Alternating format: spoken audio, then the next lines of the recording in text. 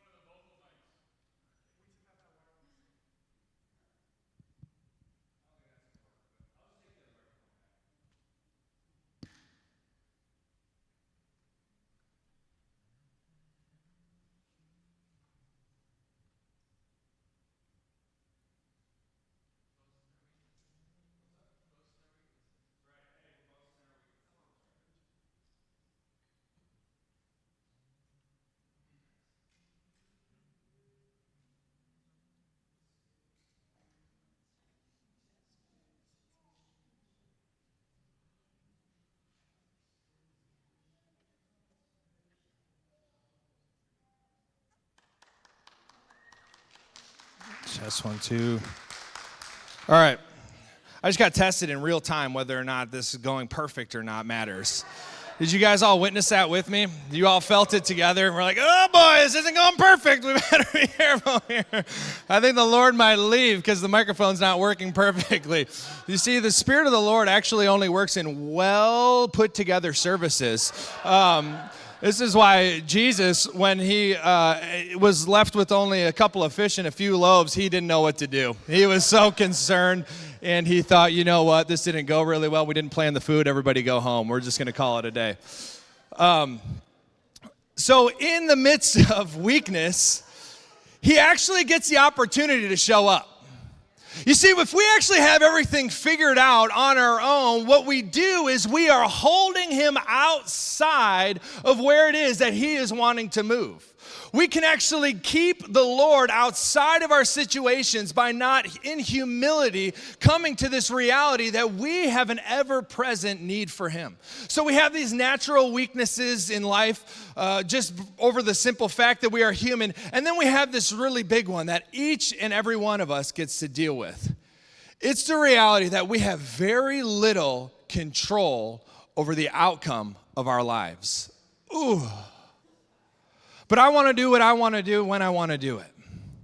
See, each and every one of us has very little control, some would say zero control, over what people do to us. We have zero control over anybody else's lives except for our very own life. And even in our own life, we don't even know half the time what's actually going on inside. You see, Psalm 139 says this. You have searched me and known me. You know when I sit down and when I rise up. You discern my thoughts from afar. You search out my path and my lying down and are acquainted with all of my ways. Even before a word is on my tongue, behold, O Lord, you know it altogether. You hem me in, behind and before, and lay your hand upon me. And then listen to this, verse 6. Such knowledge is too wonderful for me. It is high, I cannot attain it. What's that knowledge that he's speaking of? The fact that he knows our thoughts. He knows the words that are actually going to come up out of our mouth. He literally knows you better than you know yourself. And in this weakness, we actually get to find strength and security with coming to the terms with the fact that I do not know everything. And not only do I not know everything, I don't even know myself half the time. I don't even know the things that are going on inside of me, and I get to, as a an act of humility in weakness, approach the Lord and say, look, Lord, I don't have this thing figured out. I have no idea what is going on in myself right now. It seems to be chaos inside, and I can't put my finger on it. I have absolutely no idea what is taking place in my life or even how to get out of this thing.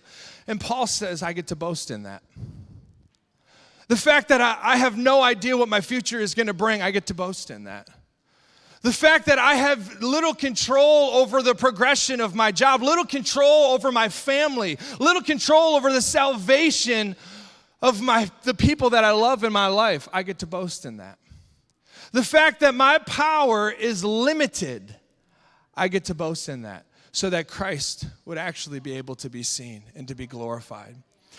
You see, he gives us promises, and then he will not let anything, even within those promises, stand in the way of him receiving the glory. He loves us too much to let us just go off on our own. He knows that we were nothing but dust. And knowing that we came from dust, he still chooses to continue to pour himself out on us, to lead us, to guide us, to break us down, so that in love, we can actually learn to lean upon him in our limitations and in our weaknesses. Samson, many of us know the story of Samson. An angel of the Lord appeared to his mother and told his mom that, hey, you've been barren, but you are going to you will have a child, and he is going to be a Nazirite to the Lord. Meaning he wasn't going to have any grape, any wine. No razor would touch his head. He had to let his hair continue to grow, and he wasn't allowed to touch any dead bodies. He needed to stay undefiled, have a life fully committed to the Lord. Well, Samson was born, and the Spirit of the Lord would come upon him, and he would be filled with strength. Samson, at one point in the Bible, it says that the Spirit came upon him, and he ripped a lion in two. How amazing would that strength feel? Like, he just rips a lion in two. Another time the Spirit of the Lord comes upon him, he is filled with strength, and he takes the jawbone of a donkey to destroy 1,000 Philistines. He's like, let me see here. These guys are in my way. I think there's a jawbone laying around here somewhere. And he single-handedly destroys 1,000 people. Like, I'm looking for a gun. The man's looking for a jawbone, all right? See, Samson is filled with the Spirit of God, and it empowers him with a supernatural strength.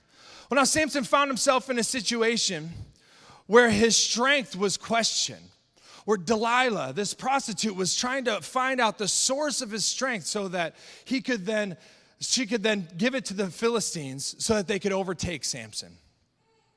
And Samson says this in verse 17, Judges chapter 16, verse 17. And he told her all his heart and said to her, a razor has never come upon my head, for I have been a Nazirite to God from my mother's womb. If my head is shaved, then my strength will leave me, and I shall become weak and be like any other man.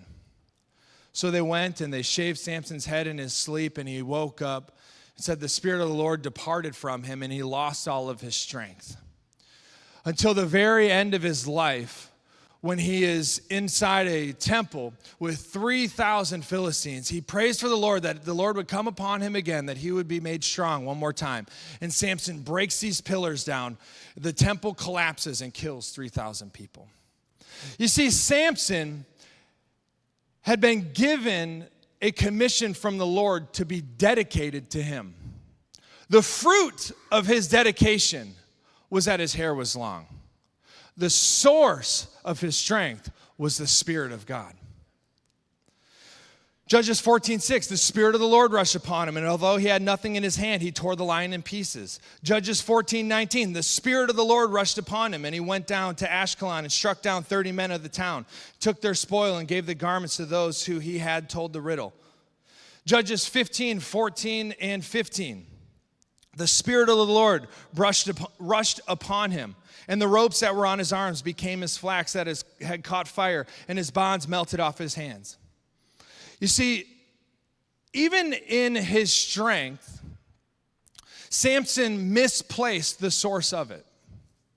We have this tendency at times where we have been given a promise. We have been given a thing from the Lord. And if we're not careful, we will think that thing is the source of our strength. We put all of our focus on it. We put all of our attention on it. Let's say it's an area of ministry that the Lord has called you to. And you're now walking in that area of ministry. Maybe it's a job. Maybe it's a spouse. If we're not careful, we will misplace the source of that strength and we will put it in the thing that the Lord has given us and not the Lord himself.